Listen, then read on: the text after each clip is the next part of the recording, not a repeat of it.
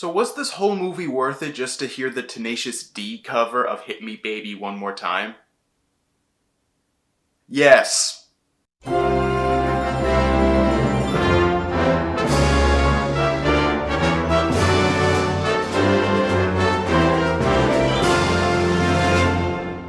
Kung Fu Panda 4 is the fourth film in the Kung Fu Panda franchise, a franchise that I hold very dearly to my heart. I grew up with the Kung Fu Panda movies and watched them constantly as a kid. The first one I absolutely loved when I was younger and still to this day get chills every single time I watch it. The second one, I won't lie, I wasn't the biggest fan of when I was little, but now rewatching it, my god, I bawled my eyes out. And if I'm being completely honest, even though the third film isn't bad, it never really reached the high highs of those first two films. I didn't even really think that highly of it when it first came out, and now I still don't hate it, but I still don't love it nearly as much as those first two. It's a perfectly okay watchable movie, and if I'm being completely honest, that's kinda how I feel about this fourth film. It is not bad in the slightest, but if I'm being completely honest, I don't really think it's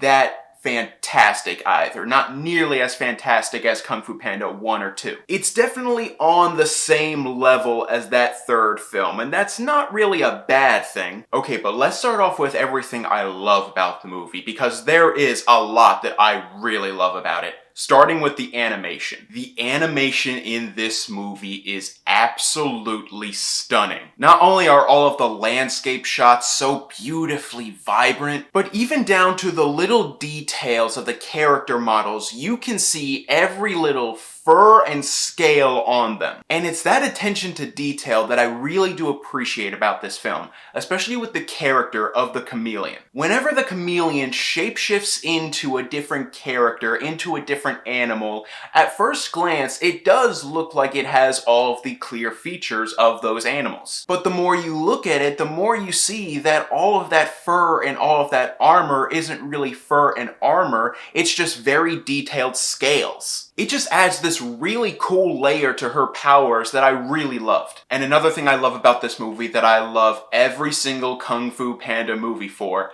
the action. The action in this movie is great. It's so energetic, so much fun, and there are tons and tons of little comedic moments that you're guaranteed to miss if you just look down for a second. The physicality really is where this movie shines in terms of comedy. Tons of great slapstick and impacts, and every single character has their own style of fighting. And going back to the chameleon, when she finally fights Po in the last third of this movie, they use her shape-shifting powers to the max. Everything I wanted visually and action-oriented wise in relation to this character was realized perfectly in that fight scene. I also really love the music in this movie. Again, not just the Tenacious D score, but also Hans Zimmer's music itself. I've always loved the Kung Fu Panda theme, and I will not lie, there was a huge blast of nostalgia for me hearing that on the big screen yet again. But there are also a lot of newer scores that I also loved, especially when Po and the new character Zhen go to this new city, and the more calming violin score that we're so used to hearing in these films is suddenly replaced by this jumpy, energetic score that's so new to this franchise. But it fits the newer setting so well, and it's a really good score overall. And yeah, let's talk about the character of Zhen, voiced by Awkwafina. Going into this movie,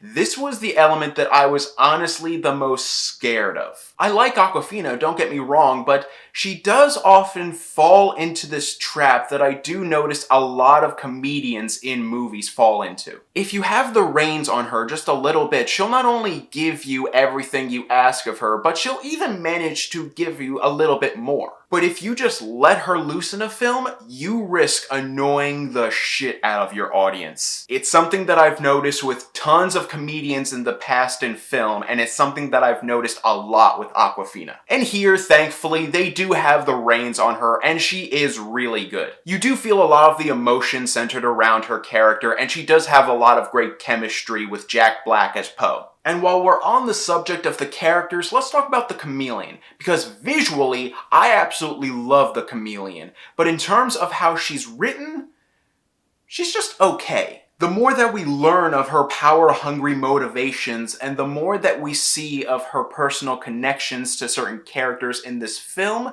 that's where her character becomes interesting. But overall, she's just kind of bland on a few different levels. For one thing, her plan to steal all the skills of previous kung fu masters and using that to take over the world is fine. It's just something that we've seen from this franchise in other forms. Even Kai stealing the chi of all the previous kung fu masters is almost beat for beat the exact same plan as the chameleon. The only thing that's different is the motivation. Also, for as much as I love Viola Davis and as much as I love the voice acting in this film overall, it just seems like she's putting on a generic evil villain performance for the microphone. There's not much emotion to her character through the performance. At least not nearly to the extent of Ian McShane as Tai Lung or Gary Oldman as Lord Shen. Now, when it comes to the problems that I have with this movie, I really just have one.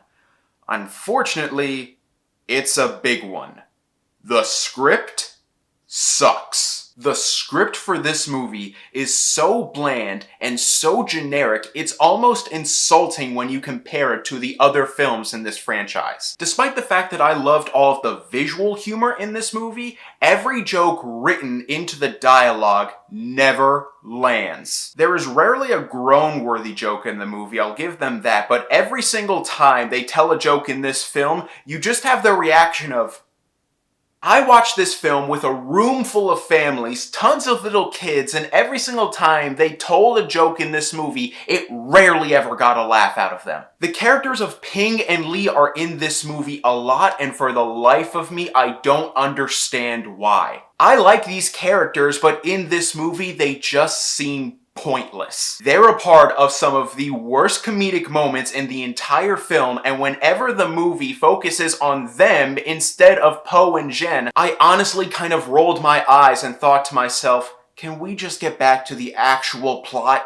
The pacing of the film is also janky overall, with a lot of character motivations and plot points feeling a little rushed or even completely out of nowhere. And I'm sorry, the fact that the Furious 5 is not in this movie drives me nuts. Some of the most fun characters in the previous 3 films are nowhere to be found in this movie, and they give the most lame excuse why they're not in it. Even Tigress, who has been one of the big characters throughout the past 3 films, is nowhere to be found in this film. They had time for the wacky antics of Ping and Lee, but they didn't have the time to actually have the Furious 5 in this film? I'm sorry, but as someone who loves this franchise and loves those characters, I cannot get behind that decision. Truth be told, if you just handed me the script, I would honestly think that it was an okay first draft, but as the final draft for this film, it just seems way too bland and ordinary for a franchise that, at least for the first 2 films, exceeded the ordinary on so many different levels. But I do think that everything visually makes up for all of the problems that this film has in the script department. The animation is stunning, the action is fun, the music is great, and even though the characters aren't the best in this franchise, they are okay. But again, Tenacious D. That fact alone bumps this movie up at least 1 grade. I'm gonna give Kung Fu Panda 4 a C+. Guys, stay tuned for this upcoming week where I'll have another review in my installment of my favorite films of all time, along with a review of a movie that I originally wasn't even going to see, let alone review, but after watching it, let's just say it needs to be discussed. Thank you guys so much for watching. You guys are the best, and don't forget to click subscribe and click that bell icon down below to stay up to date on all things movie, all things TV, all things nerd.